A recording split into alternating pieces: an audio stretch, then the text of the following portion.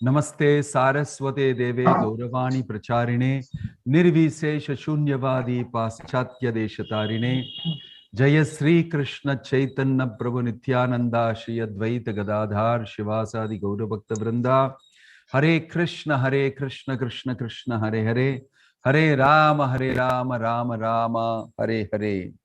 Gaur Hari. So how does it go? Do we do a little kirtan for 5 minutes?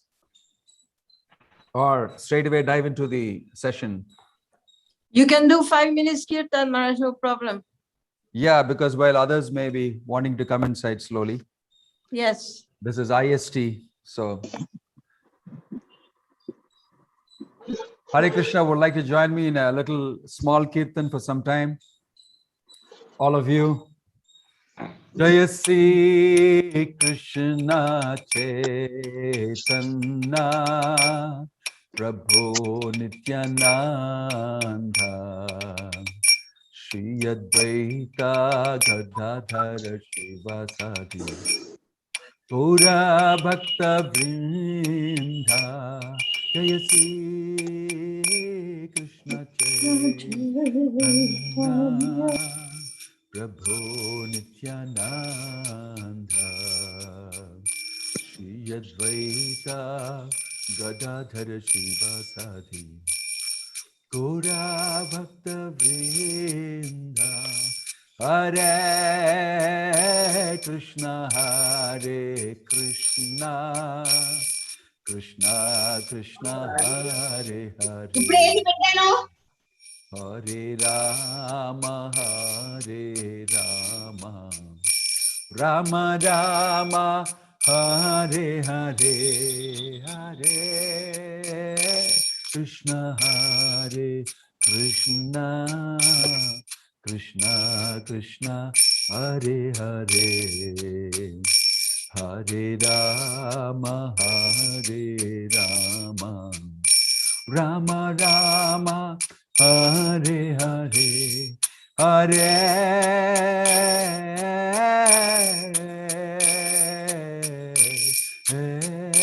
Krishna Krishna Krishna Krishna Hare Hare Hare Rama Rama Rama Hare Hare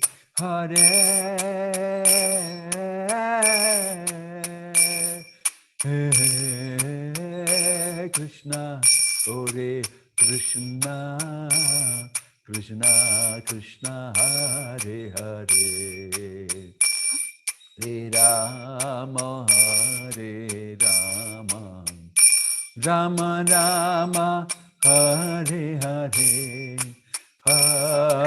Hare Krishna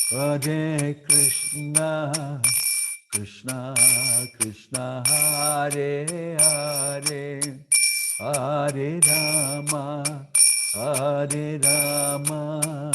Rama Rama Hare Hare Hare Krishna Krishna Krishna Hare Hare Hare Rama Rama Rama Hare Hare Hare Krishna Krishna Krishna Hare Hare Hare Rama Rama Rama Hare Hare Hare Krishna Krishna Krishna Hare Hare Hare Rama Rama Hare Hare Hare Krishna Krishna Krishna Hare Hare Hare Rama Rama Rama Hare Hare Hare Krishna, Krishna Krishna, Hare Hare, Hare Ram, Ram Ram, Hare Hare, Hare Krishna, Krishna Krishna, Hare Hare, Hare Ram, Ram Ram, Hare Hare, Hare Krishna, Krishna Krishna, Hare Hare, Hare Ram, Ram Ram, Hare Hare, Hare Krishna, Krishna Krishna, Hare Hare, Hare Ram, Ram Ram, Hare Hare, Nitya Gaur Hari Bol, Hari Bol, Hari Bol, Hari Bol, Tagore Hari Bol, Hari Bol, Hari Bol, Hari Bol.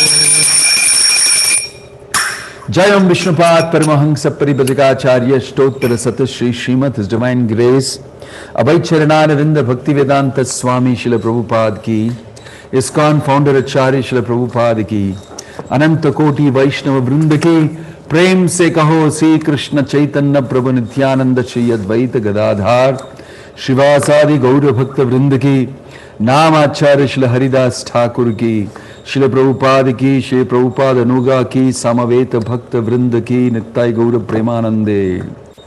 All glories assembled devotees, all glories assembled devotees, all glories assembled devotees, all glories to Shri Guru and Gauranga, all glories to Srila Prabhupada. Hare Krishna, Hari Bol. Thank you very much for inviting me here.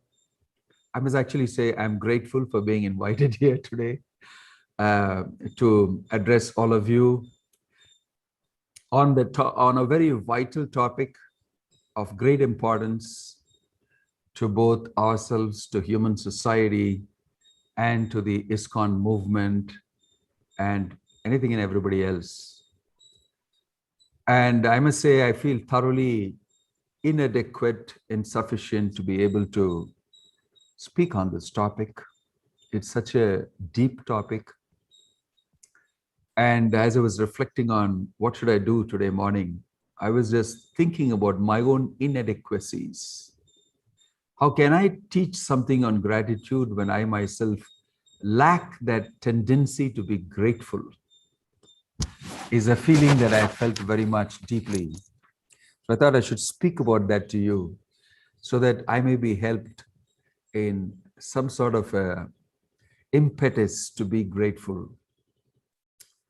I wanted to actually start this session by asking you to define to me what ungratefulness is. I thought that's a better way of starting this session. What is the opposite of being grateful? What's the opposite of showing gratitude? Taking things Question for to all granted. of you, by the way, just in case you didn't understand. Swamiji comes here right away and tries to ask you a question about the topic. So that's really the way I want to know from you what you think is the opposite of gratitude. What is ungratefulness? Yeah, Ambika Devi Dasi, would you like to tell us? Thank you, Maharaj. What comes in my mind is selfishness. Selfishness, okay. Right, but that's interesting, huh? Selfishness, okay. Hare Krishna, Maharaj. Yeah, Yaji Z. How do I pronounce that? Did I get it right? Hare Krishna, Maharaj. It's Yajie Xie. Yaji S. Okay. I think the opposite of being grateful is taking things for granted.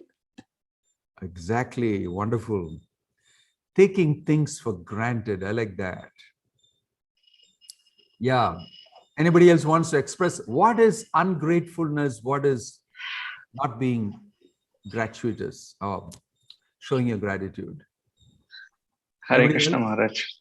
Yeah, who's that? Okay, Purna Prajna Keshwa Das, Haribol. Please accept my obeisances, If Maharaj. you raise your digital hand, I'll recognize you better because Okay. sometimes I may not notice who's talking. Yeah, thank you. Happy to see you, Maharaj.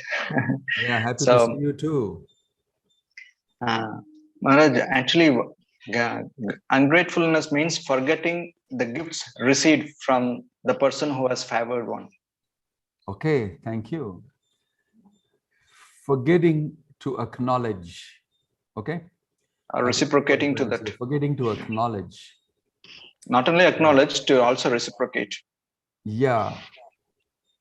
I want to tell you something very personal. Thank you, Purna Pragya. Thank you, Maharaj. Something very personal. I was gripped with a lot of feeling when my mother passed away. Mother was an initiated devotee. My father too got initiated. I'm from a large family. We are 8 of us. And some of you may wonder, oh, like that. Yeah, I have 5 sisters and 2 brothers. I call my 5 sisters Pancha Pandavis quite often. 5 sisters and 2 brothers, and my mom was a very maternal family, a matriarchal family. My father was a very quiet, nice, calm, peaceful gentleman. My mother was like a boom, action-oriented and moving things like that. And I had great friendship with my mother previously, and especially after I became a devotee too. Better after I became a devotee.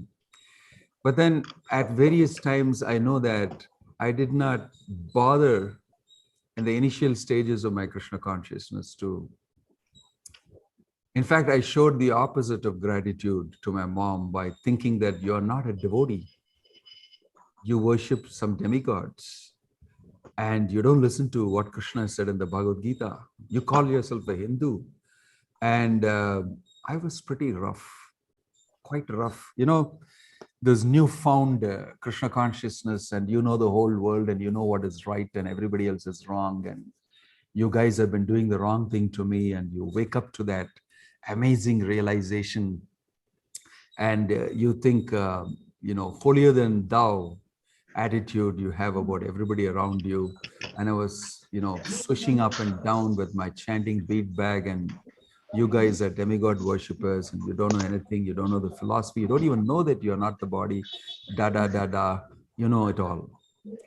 And putting everybody in a very sensitive way, delicate corner. And so I was doing that quite often because I had some authority. And over a period of time, I knew that I also expressed ungratefulness to my mom and to my father. Father actually wanted to, I was born in a Brahmin family, so he wanted to say that when he saw me becoming attached to Hare Krishna movement, he said, I want to quickly give you the Brahmin thread, which is my duty. I must give you Yajno Pavitam, I must do Brahmopadesh for you. And so I asked him rudely, first, you must give me an explanation of what is Brahmopadesh, what is Brahman. Then only you're qualified to give me Brahmopadesh.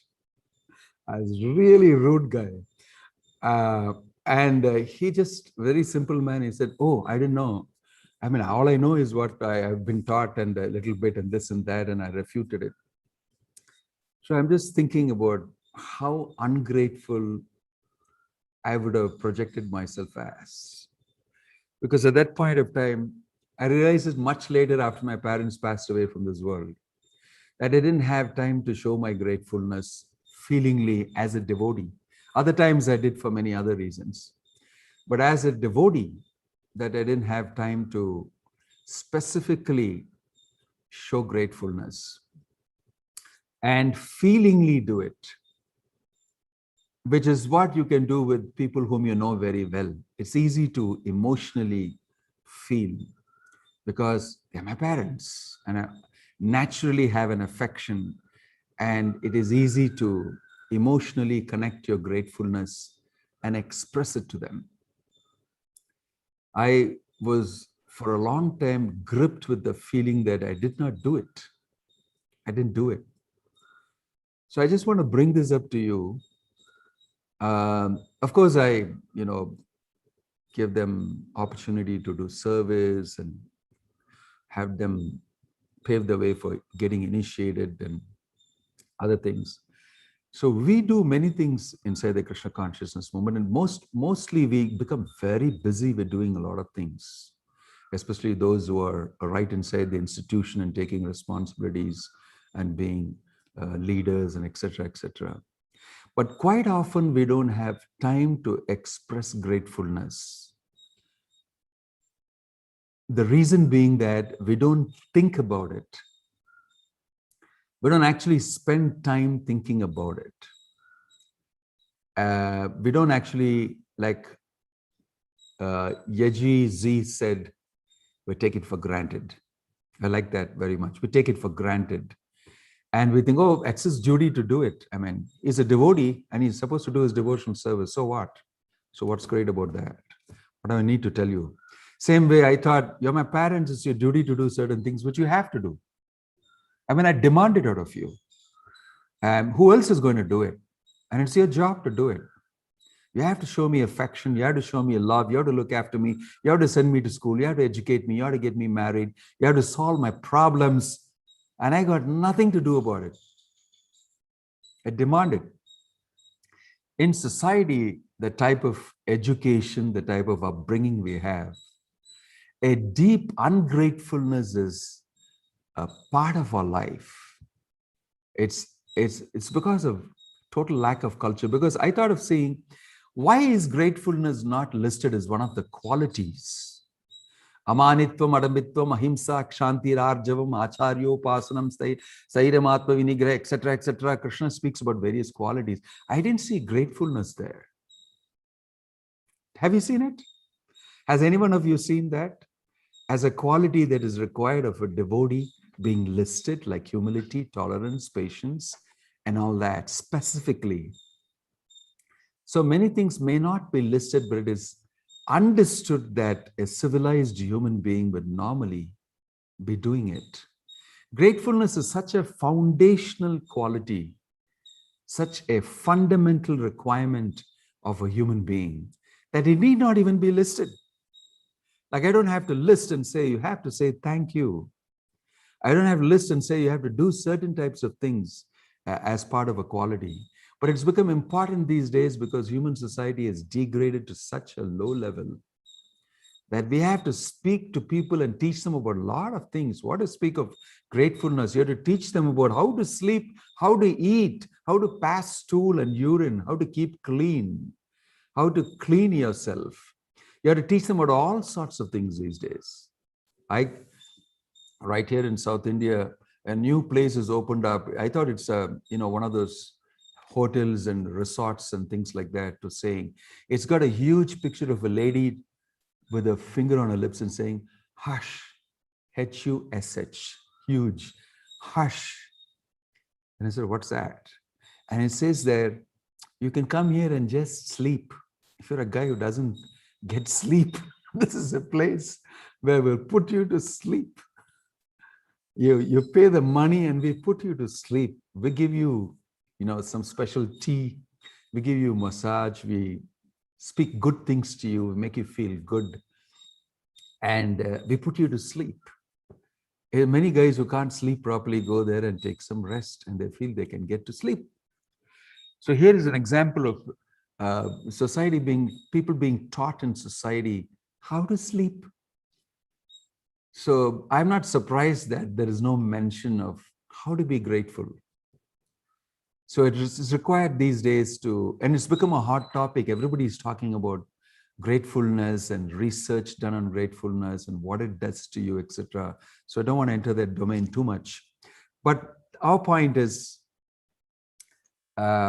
ungratefulness and what it does to you. And why is it that we are ungrateful? Is it with a purpose, with an intention? Or is it just we don't care about it? It's not important. And like I said, we take it for granted. So many times we do take many things for granted. If we had that time, which in modern times people are constantly overwhelmed, and ISKCON is not anything less in terms of overwhelming situations that people get into. We sort of lack a very basic pause and value-oriented living in the present, living in a rich way at every moment. Gratefulness is part of that type of living, where you pause, you think, you express yourself, and you have all the time in the world to do that, because that should be done. That is a cultural aspect of any civilized human being's life. It's so basic. And therefore, I felt that it's not listed as one of those things required of human beings. But still, you will see these very simple expressions. Prabhupada repeatedly after every lecture will say, "Thank you very much." And you can hear it in his voice, the emotion of him feeling that thank you. With great feeling, he will say that. After giving his class, which is so short, sweet, and to the point, "Thank you very much." And you can see emotion in it. And many times Prabhupada said, "I'm thanking you, young boys and girls, American boys and girls, who have come forward to help the Hare Krishna movement, come forward to help me, to serve Bhaktisiddhanta Saraswati Thakur, the previous acharyas." He often expressed it, and every time he expressed it, you could see a lot of emotion in him, feelingly expressing it. You see, it's one thing to be told that you should be grateful and do lip service of gratefulness. You know, it's easy to thank you, Prabhu, thank you very much, Prabhu, and not feel it. I call it lip service. And this is what happens to, all these training sessions we take. You should be grateful, and there's a whole session on it. And we learn all the external features of being grateful. You should be humble. And, that's one interesting thing about humility is something you just can't feel it. If you fake it, and you'll feel bad about it, is actually.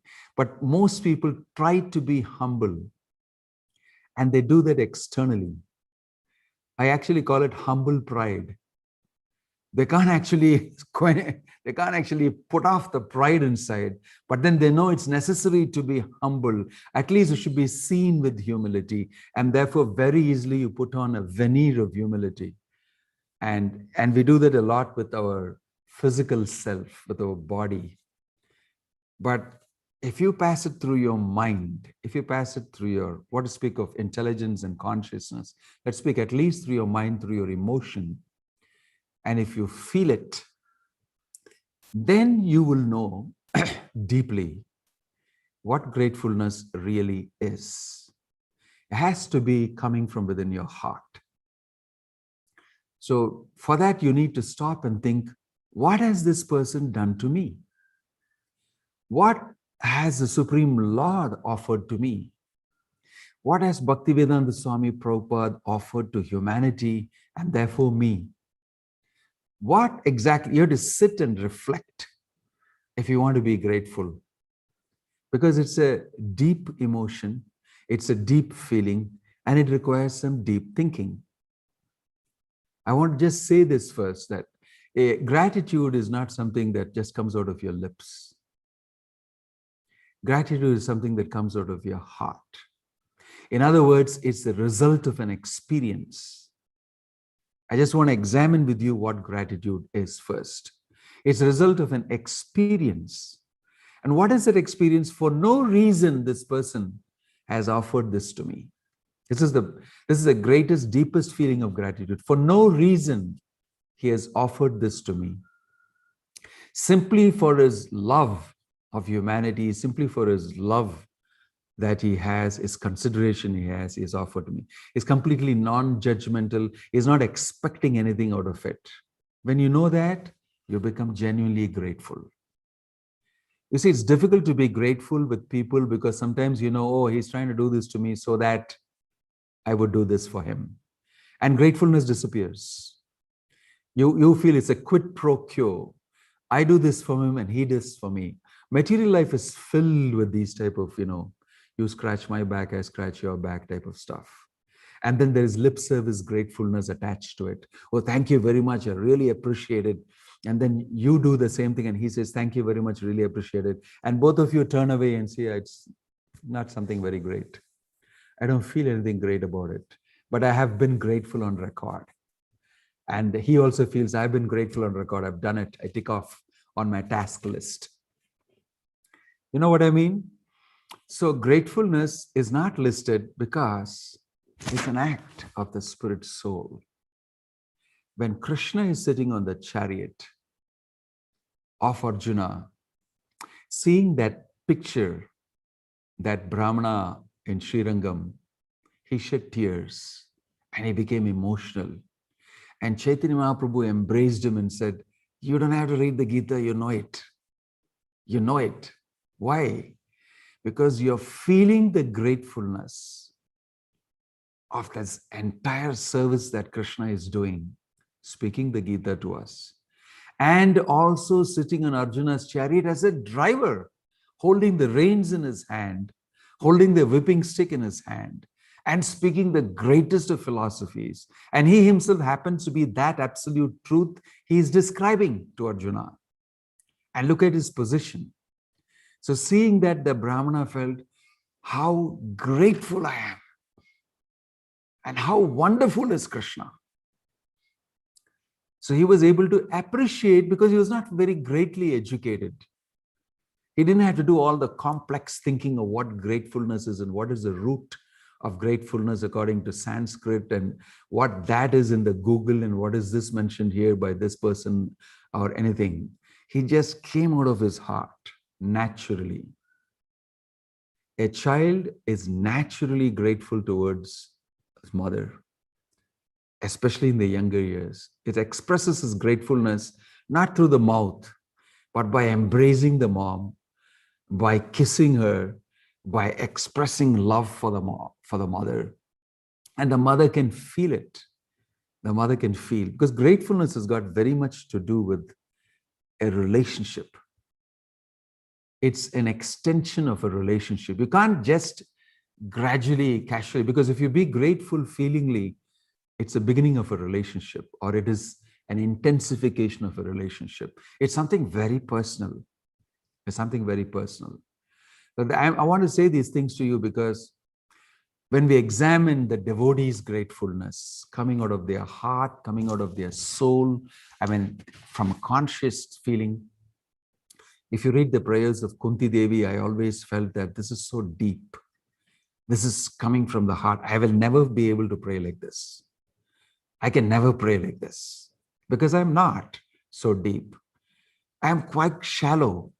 So when you examine gratefulness, I said I'm deeply inadequate in wanting greatly.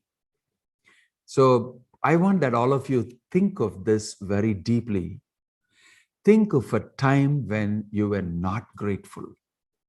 Because if you want to identify those times when you were not grateful, you definitely have to become grateful in order to identify those times. Otherwise, you will just pass it off as normal times in this world. Normal times, that's the way I am, because most of the time we hang around ungrateful because we are forgetful of Krishna. We are forgetful of all the good things that he has done and the good people in our life who continue to do good things to us. It needs that we pause, we deliberate, and we think about things in order to click, yeah, what a situation that person may have been, what a sacrifice he may have done in order to give me this type of a gift. Look at the sacrifice that Prabhupada did. Everybody intensely feels gratefulness for Prabhupada. Why? He went when he was 70 years old. He suffered heart attacks. He suffered a ship, for months. And then he labored very hard in a foreign place. And he, decoded the whole culture. He marketed Krishna consciousness with great pain and great intelligence and deep dedication. And he did so many things that he need not have done at all. He could have very well sat down in Vrindavan and gone back to Godhead happily. But out of his way he went, and he did. And when devotees think about it, they well up with gratefulness, and they get up and go and distribute a book, get up and do something about Krishna consciousness movement to help spread it. The result of feeling gratefulness is action. It's not lip service alone. This is one thing we should know. And that action need not be only that you do something physically. You actually become indebted. That feeling of indebtedness. Children should be taught to develop a feeling of indebtedness towards their parents. This is value education. It's not that they should just be taught to tell, I'm grateful to you, I'm grateful to you. They should feel gratefulness, right? So what happens to when you said taking it for granted, and you also said acknowledging and other wonderful, nice things. What happened to the person to whom you express your gratefulness? What is the result of somebody being acknowledged? I'm very grateful to you, and I appreciate what you have done, and I really mean it. And he gets that pulse and that feeling that this is real. This expression of gratefulness is real. So what happens to you if you're the recipient of the gratefulness? How do you feel? How do you feel? Again, a question at you.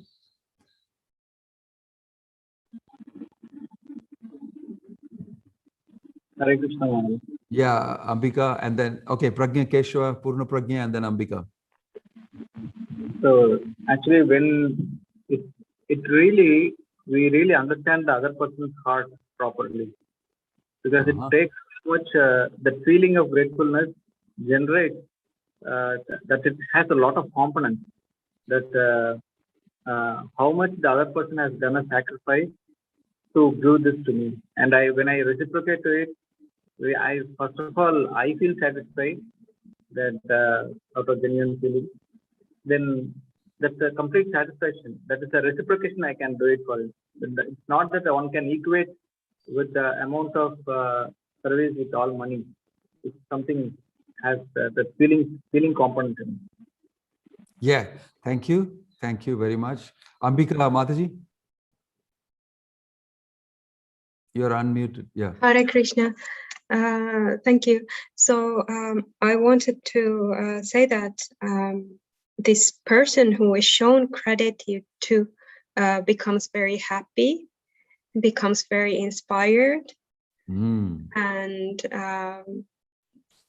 maybe he also develops a great faith because of, he has got this gratitude out of his devotional service that he has done of her, and then the effect is so favorable in all sense, giving a lot of power.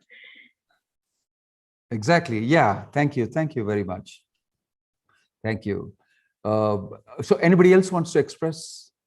What is your feeling when you're appreciated gratefully? Yaji? Yaji Z. Did I get that? It's shit. It's okay. It's fine. I think when you feel you're appreciated, you feel your value is acknowledged, and you feel your worth in the world. I think it's important for a person to feel that he has value in this in this world. Yeah. Exactly. You feel valued. You feel valued. You actually, if you get billions of dollars, you won't get that feeling. You get a person is valuing you deeply, intensely. That type of richness in life is not something that you can get from anywhere else. Between human interactions, gratefulness is one of the most important things, because that's why psychologists say that when you become grateful, actually, you reduce stress, you feel valued, you'll feel important, and you feel like spreading the good everywhere. And everybody will feel grateful to each other. Life will be enriched to a very great extent. I'm speaking even in simple material terms. If I thank you very much, I appreciate it. And if you really feel it, it's like very purifying to the person who is hearing it and to you. There is something that's happening. It's touching your consciousness in some particular way, right? So the person who is receiving the gratefulness feels valued. The person who's giving the gratefulness, he feels purified. He feels very appreciative of a human being, of a devotee, of a society in which there are such people. So this is enrichment. So one of the great results of showing gratitude is enriching our experience as a human being, enriching the soul's experience in human society, creating value for human being, creative value for existence as such. And that's exactly what's missing. You'll see people got width in society. They have no depth. You may have progress in this and technology and science and projects and this and that and everything. There's so much of width, and the more and more it widens, the thinner it becomes. The thinner it becomes, the less there is depth. And people can feel the hollowness in spite of all the great successes they have. They don't feel depth in life. And one of the things that can give you the greatest depth is gratitude. That's people who do research have found out for some reason now, gratitude is like a buzzword everywhere. And amazingly, people are reflecting deeply, introspectively a lot on many such things, even during the pandemic times. What is it we lost somewhere? What is it that has slipped through our fingers? And although we have many things, we still don't have anything. And it's becoming more and more empty. What is that? So one of those things is this, enriching our life. In a devotee atmosphere, in a society of devotees, acknowledging will mostly be on the basis of connection with Krishna. Very rarely devotees, because of their values, deep bhakti values that they have, will think of actually acknowledging somebody in terms of some small material thing, and that's it. Even if there's a material gift given by somebody, that will be deeply connected with one's own spiritual life and how it has helped him devotionally, etc. And that will be expressed deeply from inside. Prabhu, thank you very much for that, so-and-so gadget you gave me. I like it, the color, I like it, it's great, I'm able to watch movies on it. Nobody's going to say these type of things to devotees.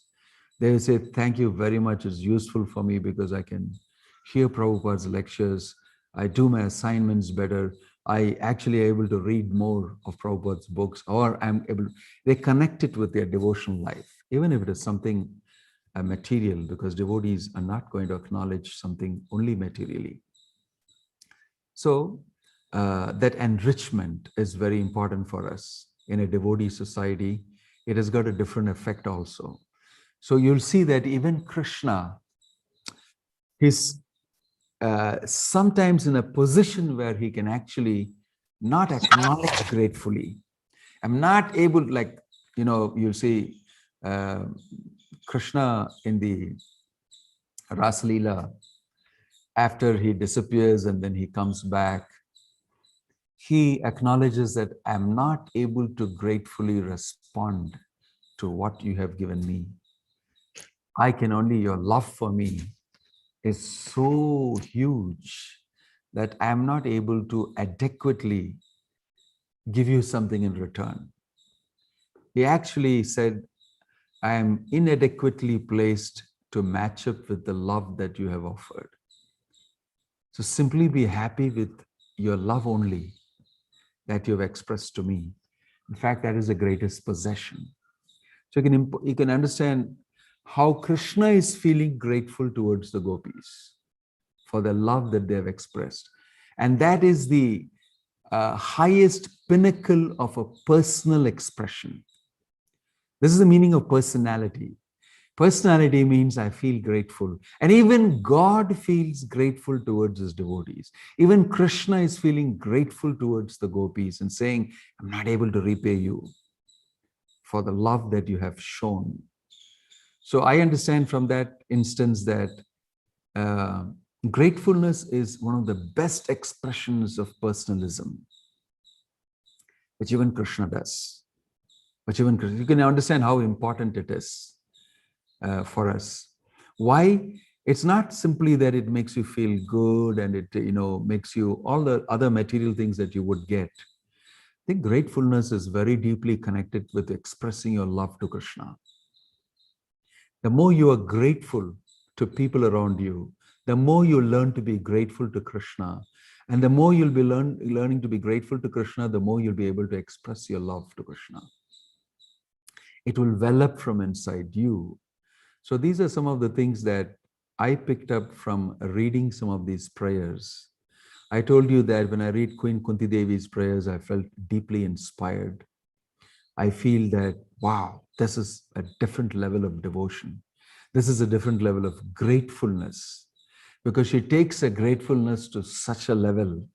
She first starts by telling Krishna in the prayers that, because the scene is like this, that Krishna is leaving. Earlier, he tried to leave after the war and installing Yudhishthira and everything. And then Yudhishthira begged that you should stay back for some more time. We can't just be without you. So he acknowledged that because Yudhishthira is elder to him and he's requesting. So he stayed, it seems, another few months. Then after that, it was time for him to go.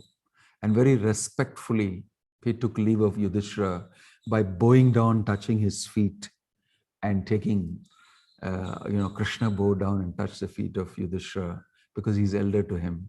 And Yudhishthira embraced him and acknowledged it. And then Bhima and Arjuna came and embraced Krishna because they're peers. And then Nakula and Sahadev came and touched Krishna's feet. And then he embraced them. And this way, very respectfully, according to culture, the culture of respect, they were exchanging very nicely and expressing their gratefulness for Krishna's presence very feelingly. I mean, if not for Krishna, what would have happened? What would have happened? And they were all feeling it so much. And Krishna was leaving. And the pinnacle of that expression is when he actually finally meets Kunti. And then he bends and touches her feet and does pradakshina around her 2 times, 3 times. Very respectfully, I'm your nephew and you're so senior to me. And he does all that very nicely. And she can't control herself. She just starts shedding tears and looking at him. And she starts saying, Namasye Purusham Tvadyam Ishwaram Prakrite Param. She immediately addresses him as, you're the Supreme Personality of Godhead. And Nato Natyadharo Yata, how wonderfully you're acting it out. You're such a great player on stage. And you're coming and bowing yourself to me, doing pradakshina around me. And that is not in any way going to stop me from knowing who you are and my relationship with you. She comes to the point immediately. Enough of those things which you need to do, you do. Fine. But it doesn't in any way diminish my understanding of you. I'm very grateful to you. She feelingly says that to him by saying that Vishan Maha Agni Purushada Darshanat Asat Sabhaya Vanavasa Krichyutah Mride Mride Anek Maharatashtrato Drauni Astratas Chashma Hare Bhirakshita. You have protected me. You have protected all my children, the Pandavas, who are very dear to you. And you have saved them all the time. Some way or the other, you have been protecting them from, the poison that Bhima was administered and thrown into the lake, from the house of lac that they were all put into, and all of us were going to burn away. And, from all the attacks that my sons endured in the forest from Rakshasas and all sorts of horrible asuras. And then from all the great Maharathis who attacked my sons on the battlefield. During all these times, Hare Bhirakshita, you only protected us. And you only protected Parikshit. When my, Uttara ran to you, and saying, Pahi Pahi Mahayogin. She very beautiful address in the Bhagavatam, you will see. Only you can save me. Save my child. I don't mind dying, actually. I just want to save. And then Krishna, he completely absorbed the Brahmastra and saved the child. All these things she remembered. And she said, I'm very grateful to you for giving me all these miseries and all these challenges and being with us and keeping us in Krishna consciousness. That is what I'm grateful for. And therefore, I don't mind Vipadasanto tasashvat tatra tatra jagat guru bhavato darshanam yatsayat apunar bhava darshanam. Therefore, I don't mind these miseries coming to me again and again, so that I'll remain in Krishna consciousness. So she's expressing a gratefulness for the Krishna consciousness that you afforded to me. I'm not saying you protected my son. We should understand this prayer very nicely. Oh, you protected my son, when he fell inside the lake with poison. This, you only prayed. Thank you very much for protecting my son. It's not that she's saying. She's actually saying, you kept me in Krishna consciousness by all these events. I am grateful for that, because the follow-up shlokas she's saying, I am, for many things she glorifies Krishna, and then she says that Twayi me ananya vishaya matir madupate asakrit ratim udvahatat adha gange vaudham udanvati. Just like the Ganges gushes down from the Himalayas and flows and meets with the sea and remains peaceful and calm, just like that, I want my love for you to flow to you without any impediment. And before that, she says, Dridham Pandushu Vrishnashu. She says that I have attachment to my sons. They are my sons. And I want you to cut that attachment. And I want my love to flow for you only, not even my sons, gushing like the Ganges into the sea. Right? This is a real prayer. And she's showing gratefulness for you because you kept me in Krishna consciousness by all these miseries. How many of us would actually, in miserable situations, praise that person who has given us that misery and say, thank you for putting me in misery because I could be more in Krishna consciousness. We get carried away. You did this to me, and I'll get even with you, and we get lost in some other world. We just completely get lost. And here is Kunti Devi, very mature, grateful prayer. And Krishna is really acknowledging that. Because for Krishna, it's not really a big thing when you materially suffer, because it's an illusion anyway. He knows everything about it. It's okay, you'll come out of it. And that's why I sometimes wondered how Krishna is so callous when people are suffering. Prabhupada used the word that material nature is callous. And there's no compromise. And then I wonder, many times people wonder, in fact, many questions are like this. So why does Krishna put us in suffering? Why does he watch us suffering? Why does he do something about material suffering? In whole Christian theology, you have this thing called theodicy, the explanation for evil in this world, even though God is there. They just can't get it right because they don't have the understanding. But here Kunti is expressing that complete understanding. And she's expressing how she's even saying that I'm not very intelligent. And she's offering her prayers very deeply. So we have the answer to that in the whole theology of Gaudiya Vaishnavism. And why Krishna actually doesn't really matter too much what you go through. What really matters to him, that you have developed your love for him. And Kunti Devi is saying, I acknowledge it. I thank you for giving me miseries because it helped me to develop my focus on you. And you can imagine how happy Krishna would be that such a devotee, very intelligent devotee, has understood exactly what I've done to her. And she has got that benefit and she's saying so.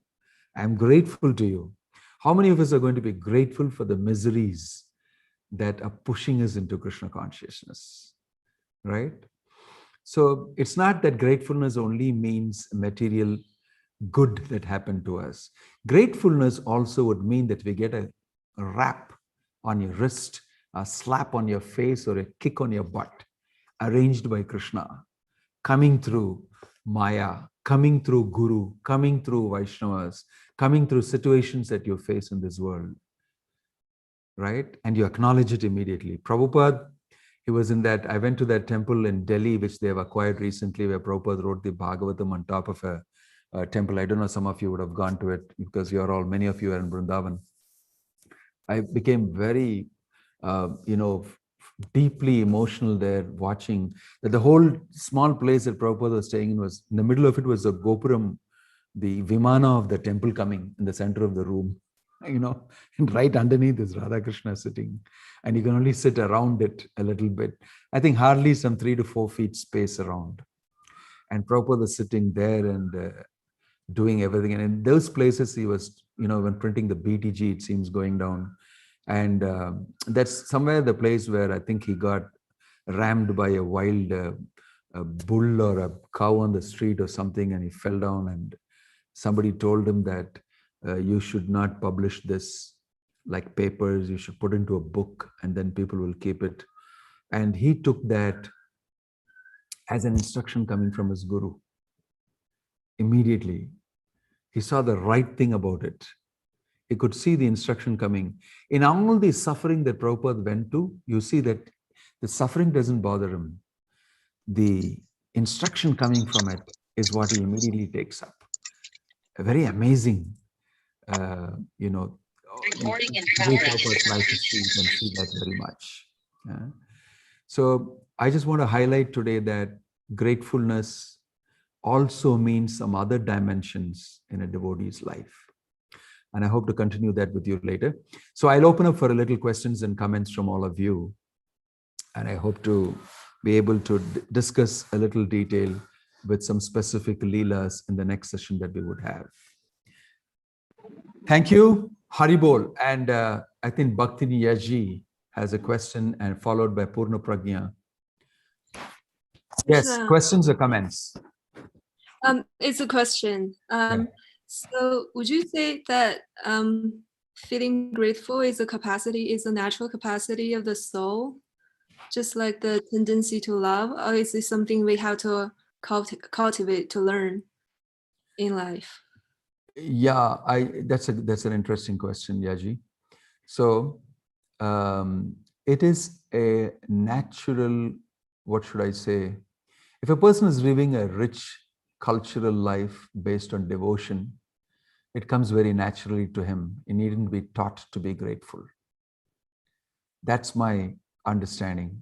It comes very naturally to him that he can express his feeling of gratefulness, because gratefulness feeling is natural to the soul, especially a cultured soul. And you can see Prabhupada expressing that even to his disciples in America, who were, even before they became disciples, he told them, "I'm thanking you very much for helping me." He was very grateful to anybody who came and helped him. I was thinking that how Prabhupada is naturally grateful. So to me, the understanding is that gratefulness is a natural quality, like you mentioned, of the soul. And when we start expressing ourselves, orienting ourselves towards Krishna consciousness, it comes out naturally. You feel the need for expressing gratefulness to Krishna, and for everybody else who acts as an instrument of Krishna. That's a sign of Krishna consciousness. It's a sign of Krishna conscious culture. True. Thank you very much for that, Yaji. Thank you. Purna Pragya, and then Lalita, Preeti, Mai, and then Kasturika and Neelagopa. In that order. Can we go ahead? Hare Krishna Maharaj, thank you very much. Actually, I am grateful to you because you are the one who put a seed in my Krishna conscious life. So I was just remembering those moments, Maharaj. And also, recently, some years back, I received Srimad Bhagavatam from you, and you told me to finish in 2 to 3 years, all Bhagavatam. So I thought, then I felt that I am not good in reading, so I thought of joining some institutes, Mayapur Institute, to finish my Bhagavatam. I'm very grateful for you. one thing. Aha, okay, something good has come out of it. Thank you, thank you. Hare Krishna. Yeah, I have a question here. So Yeah. in the beginning of the class, you were mentioning that the type of reciprocation you had with your mother, affection, and being Krishna conscious also, you felt that it's their parents' duty that they have to do it. On my side, there is no need to do from my side. So my feeling also I also had such feelings, but later I recognized that I also had some responsibility to reciprocate to my parents. Then I feel that that concept of watering the roots of the tree is more important than feeding the rest of the things. So in that, by doing devotional service, is it I'm not so much reciprocating to the way what they have done. So I feel I'm not sufficiently the feeling of favor what they have done. I want to reciprocate. So how to make them very satisfied and as a devotee, as a part of devotee. Well, I didn't fully catch the last portions of it that you did, but I think I overall understand. The point is that even if our parents did not take up devotional service, I would say it's not true that they don't take part in devotional service, because they gave you a body and they gave you mind, intelligence, and everything, which you're using in Krishna's service. And therefore, you have to be grateful because you're utilizing the body that came out of your parents. So for me, I tell many devotees that even if they don't take up, they're doing devotional service because you're a devotee. So gradually they will benefit from it. This is a way of feeling gratefulness towards your parents, even though they may not have devotees, they may have obstructed your devotional service. Or sometimes parents do some crazy things out of affection and a desire to have the child with them, and also because sometimes our devotees don't behave properly in a proper way with the parents and with the house, siblings and other people together in their newfound enthusiasm. But we must know that Prabhupada has explained in the Bhagavad Gita, Anudvega Karam Vakyam Satyam Priyam. What is it? Not Anudvega. What is it? Austerity of the body. Krishna says, how does it start? You remember the shloka, the Bhagavad Gita, in the 17th chapter? Shariram tapo uchyate Devidvija Gurur Prajna Pujanam. Krishna Prabhupada is saying that elders like your parents are worshipable. Why? Because they gave you birth. They gave you this body. They gave you an opportunity to execute Krishna consciousness using this body, mind, and intelligence. So you should be grateful to them, whether you may think this way or that way. That's one point that I wanted to bring up to you. So simply that good feeling of gratefulness makes you establish a good relationship. And sometimes I think your situation is where you're asking, how shall I feel the gratefulness? How shall I bring them into Krishna consciousness?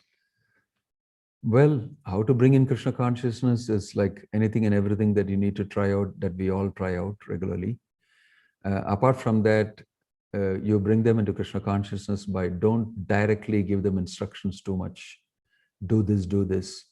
Just show your great love and respect and show that they are valuable to you. They will automatically come towards you. If you don't preach Krishna consciousness and show love and affection and reciprocate with them, they will simply become Krishna conscious. All they're asking for is validating their presence in your life. Because devotees start alienating their, parents and relatives in their, so-called understanding, whatever that understanding is. But if you validate their importance in your life, I think it will change. And number two, the second thing to do is to have somebody else talk to them about Krishna consciousness. You don't talk to them unless they ask you questions about it. This is a strategy I tell people to follow. Okay, since she has already gone. Okay. Thank you, Purna Pragya. I hope that helps. Lalita, Preeti, Mai. Hare Krishna Maharaj, please accept Hari my Bol. Hare answers. Krishna, how are you? I'm good, Maharaj, thank you. Hari Bol.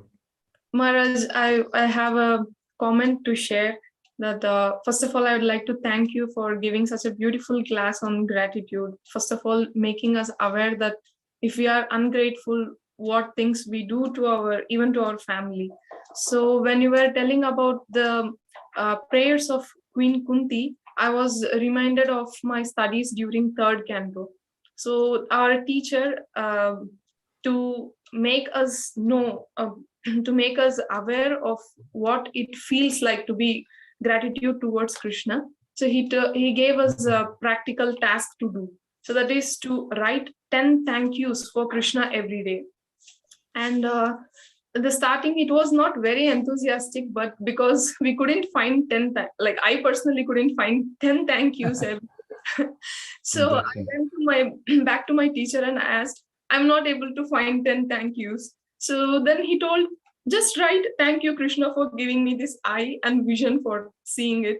Thank you, Krishna, for giving me hands and legs so that I can walk to my class and go to temple.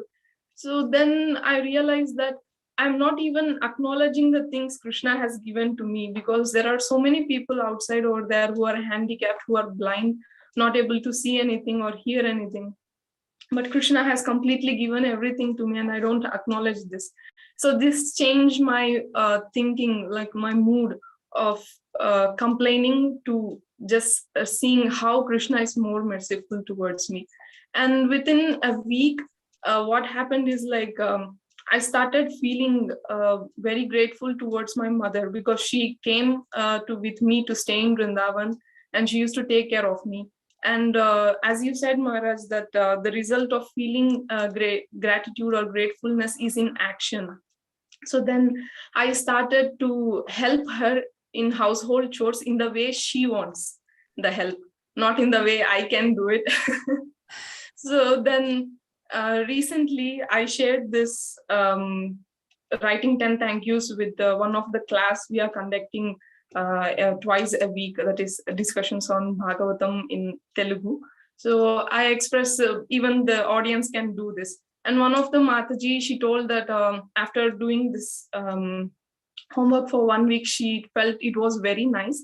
And she felt very grateful towards Prabhupada for giving the ISKCON movement to all of us. So what then she did is, she personally purchased few chanting bags, bead bags, and she distributed it to her relatives and made them chant. And she expressed this to me, that because I felt gratitude towards Srila Prabhupada, I did this to them so that even they can get this good fortune. So it was very helpful for to hear from you, Maharaj, so that I could recall my memories and react on it. So thank you so much. Hare Yeah, Krishna. Haribol, thank you. Very nice. Very nice. Thank you very much. Who is next? Kasturika or Neelagopa? There's one more hand here now. Priyam, Vada, Radha. Okay. Who is first? Kasturika or Neelagopa? Over. You want to go ahead, Kasturika? Hare Krishna Maharaj, please accept my humble obeisances. Thank you so much for giving such a beautiful class. I have a question. My spiritual master, His Holiness Devamrita Swami Maharaj, was also emphasizing to practice this quality of gratitude. And he was insisting that we should be writing this appreciation to the devotees who helped in our lives. But I have a fear that came to me and I was not able to get out of this fear. Because there's so many devotees who helped me in my Krishna consciousness, and the list goes on. And I'm not in a position that I can personally do some service for them. So I thought I can write some words of appreciation. But the fear I have is, what if they think that I'm expecting something out of them, that's why I'm writing today. because it's been years for some of the devotees have not been connected to. So all of a sudden, if I send a message, how would they respond? So that fear always stops me to write a word of appreciation. So how do I overcome this? Just express that same thing which you said just now. I'm afraid that you will think that I am writing to you for something. And I want you to know that, no, I just had this mature understanding as I'm growing older that I should be grateful to all the people who have done this to me. And I want to express myself to you because one day you will go away from this world. I will go away from this world. And I wouldn't have expressed this to you. And therefore, I want to put it on record. Just be open and totally honest. That's it. Tell them, I'm afraid that you'll think like this. So unburden your chest of all these things that come up inside you and stop you from doing it. It's more important for you to express your gratefulness than to have your gratefulness expression at the mercy of some fear, waiting and controlled by some fear that you will be misunderstood. And therefore, I should not be grateful. I don't think we should live life like that. I don't think we should subject our natural expression of devotion and love and gratefulness to some small, puny fear that somebody will think like that. Let them think like that if that's what it is. But I did my this thing fully expression with a clear heart. And if that's so, it's unfortunate. What can we do? You can still explain it. Be bold about expressing your gratefulness because that is the right thing to do. And come and bring it out loudly so that the other person also thinks, how bad of me to think like this about this person. Why did I think like that? The force of your expression, the purity of expression will, completely clear all these other things, even in the other person's heart. Okay? That's the way to go ahead and do it. That's my understanding. I don't know whether it's helpful to you. Boldly express yourself. This is all Maya's trick from inside your head, stopping you from being the devotee that you should be. So go ahead and do. These are the things that you should oppose from within. Okay? Right. So much, I hope that helps you. Neela Gopa and then Priyam Vada. And if it is time for others to go and take their breakfast, they could do so. No problem for me. All right? Neela Gopa, we can't hear you. We really want to hear you.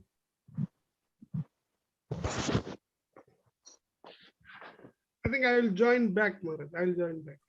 No, we can hear you now a little bit. Okay, so Maharaj, just my question was, you mentioned that Queen Kunti prayed that she doesn't even want to attach to her son, sorry. So I was just thinking, so her sons was pure devotees. Why?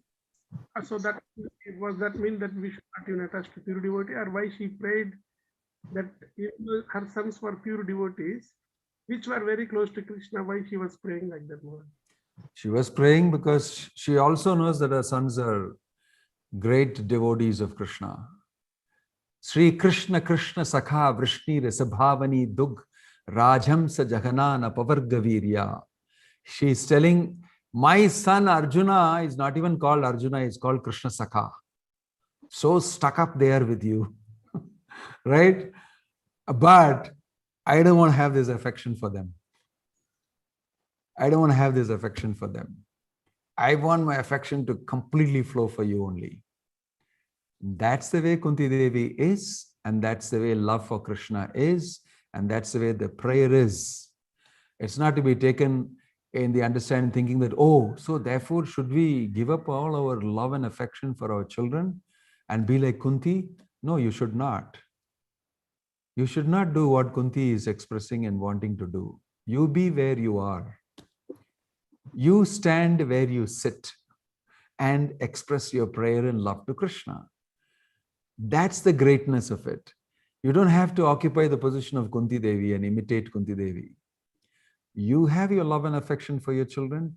It's perfectly legit to actually have love and affection. In fact, it is not a proper personality, not a proper devotee to not have love and affection for your children and for your kith and kin, for your siblings and everybody. Is unnatural. What I learned from Kunti Devi's affection for Pandavas is, it's very natural for even a devotee like Kunti Devi, who's so pure and so deeply involved with Krishna, to have love and affection for her children. That's the other way I'll take it. And Krishna knows it.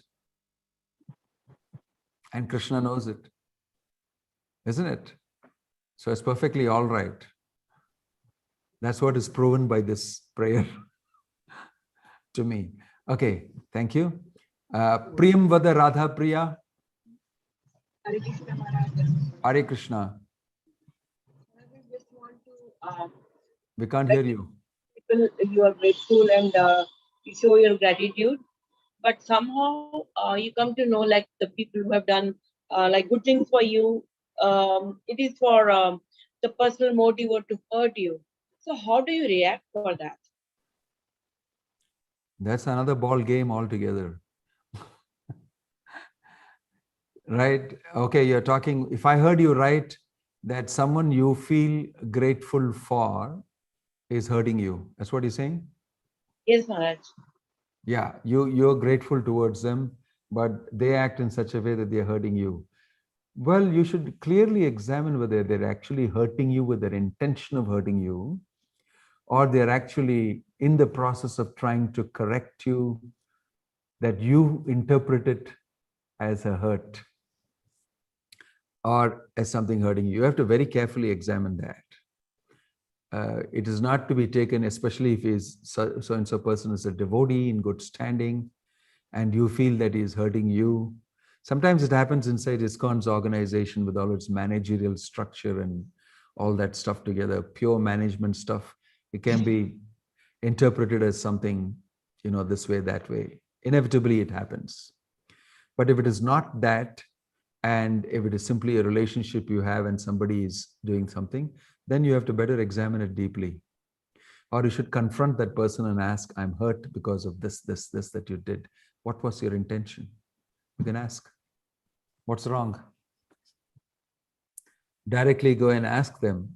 I have a great sense of gratitude towards you. And this act of yours, or this talk of yours, this thing has hurt me, and because maybe I'm understanding it wrongly, do you have a right explanation for why you did this like this? You can go and ask.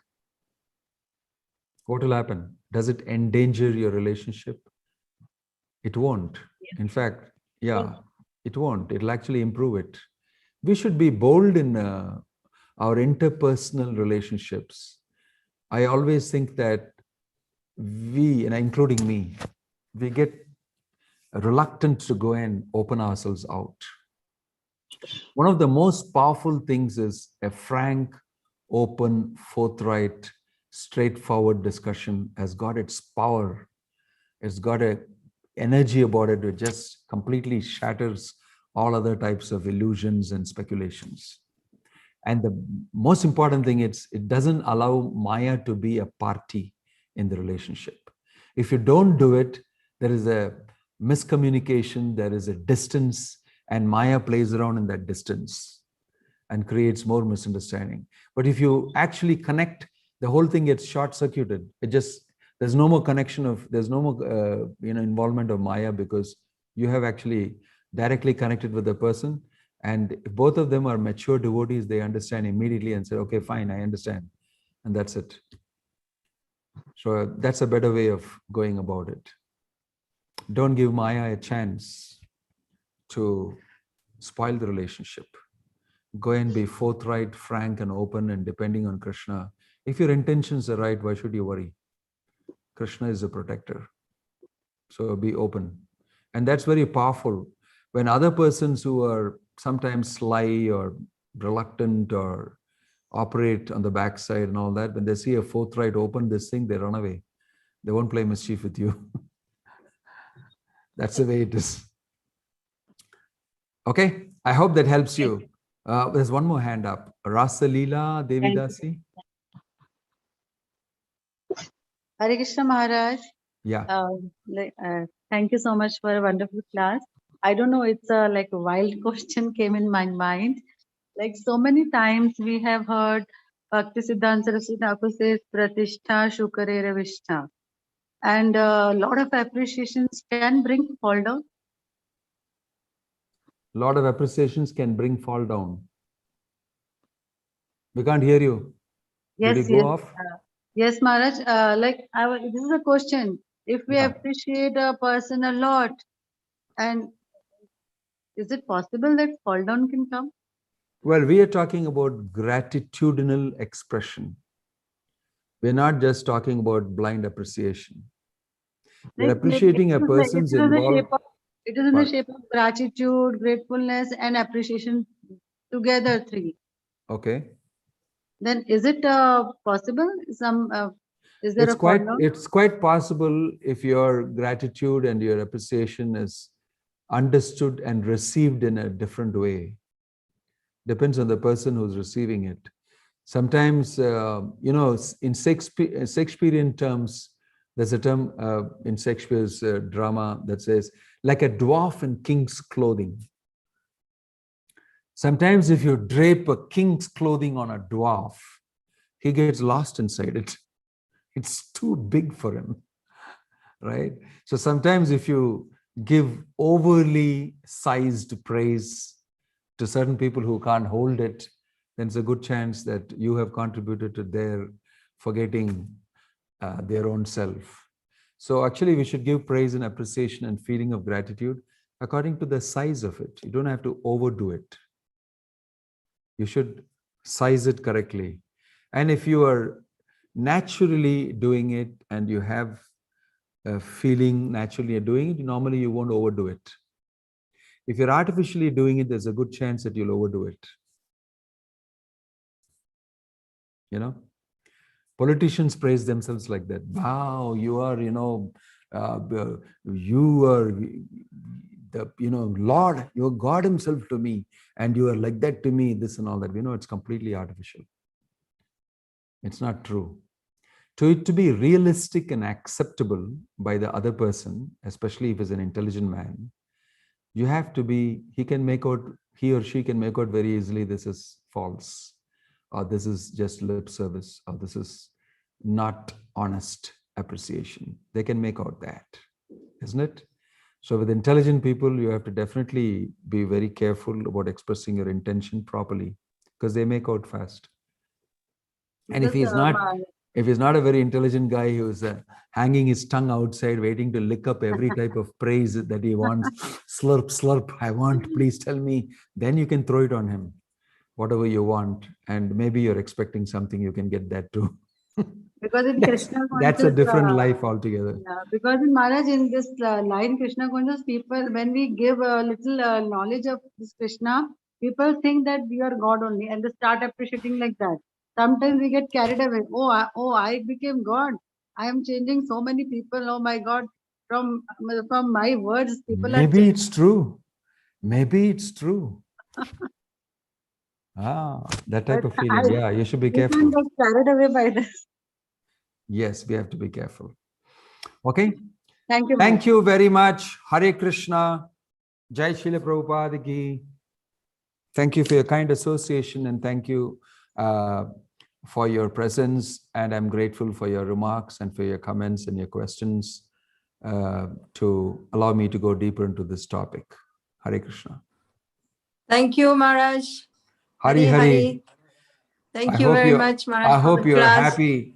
I hope you're happy, Prashanta Mataji. Such a wonderful topic. Such a wonderful topic.